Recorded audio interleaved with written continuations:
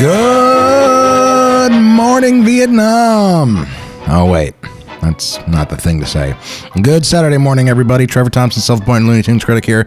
And I want to apologize right off the bat if any of you guys can hear the leaf blower outside of my apartment.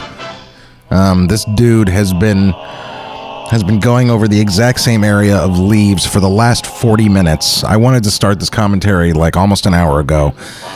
And I think this dude, seriously, is getting paid by the hour because he's been going over the same area over and over again. He's blowing leaves in one area, then he goes back the other way and blows them back. It's like, dude, just leave them on the ground.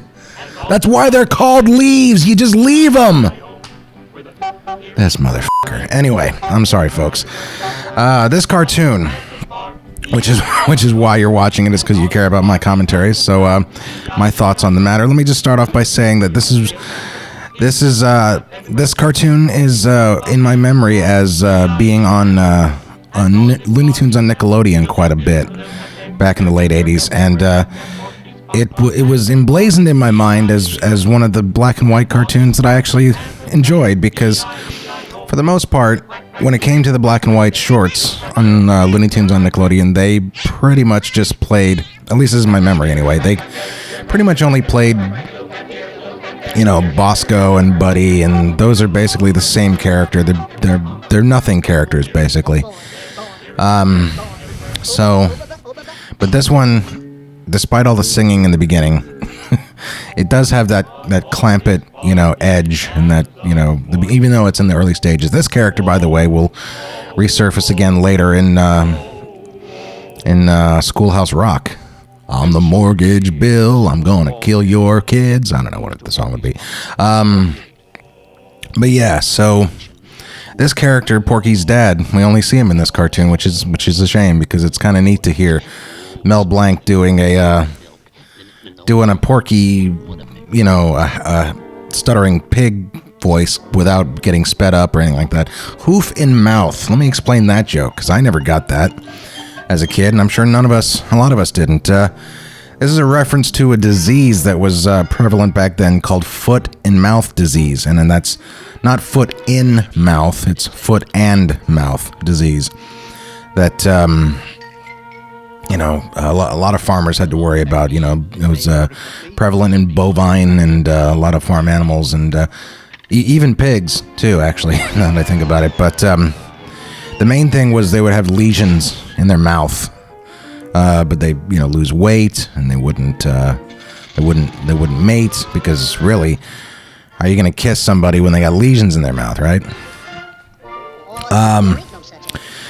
Let's also talk about the year that this cartoon came out, 1938. A year right before it was when Chuck Jones and Bob Clampett were sent over to the iWorks studio to make 4 cartoons. Leon Schlesinger commissioned them to go do that. And I don't know if this cartoon was one of them. It would make sense that it is. 2 of them were directed by iWorks himself. One was Porky and Gabby, and the other one was Porky's Super Service.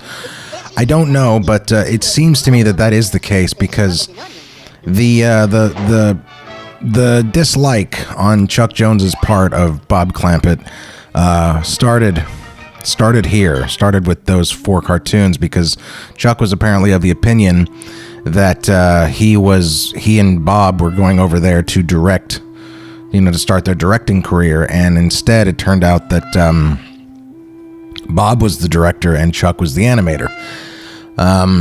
Although on Looney Wiki, for some reason, it says that Chuck was an assistant on this, and that could be true, I guess, but I don't know. Anyway, that joke is a joke that wouldn't fly today, but of course is still very funny, in my opinion. The joke being that a white mother gave birth to a black baby, which is... it's not funny, I guess, but by today's standards, but man, does it happen a lot here in Atlanta. And this is also from a DVD that came out very recently that the Warner's put out. The Warner Archive Project is put out, and I think it's called Porky Pig 101, but the cover of the DVD just says Porky Pig, so And if my opinion matters at all to you folks, then please, by all means, go out and buy a copy. In fact, buy 4 copies of this DVD. And I'm not being paid or anything like that, but the reason I say that is because you need to send a message, folks. As consumers, you need to send a message to Warner's that there is a legitimate audience for the more niche cartoons. We want we want every cartoon that was ever made in the old days. Every cartoon period that the studio made, we want it restored and looking good and everything.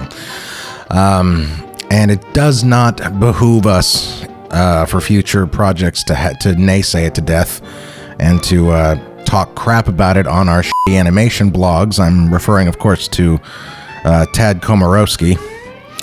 Tad Komorowski, so if you look him up, the internet would tell you that he's an animation historian. I would tell you that he's a revisionist historian. And also a makeupless clown. He looks like a drag queen that, has just woke up, Hasn't put on his face yet. The question really is Komorowski a vengeful little internet troll who takes stuff personally and tries to destroy the careers of people who disagree with him? I would say more than just a tad. But yeah, this is, and that's the thing too. I don't know what milkweed is, but separately, I love both of those things. Now, some of the animators, let me just say that didn't get credited on this. Chuck, obviously, but there was also animation from Bob Cannon, John Carey, Bill Hammer, and Jerry Hathcock. Also, I love this here. The duck just barely makes the iris out. Like, yep. Sorry, ducky. All right, that's it. See you guys next week. Buy that DVD and Tad.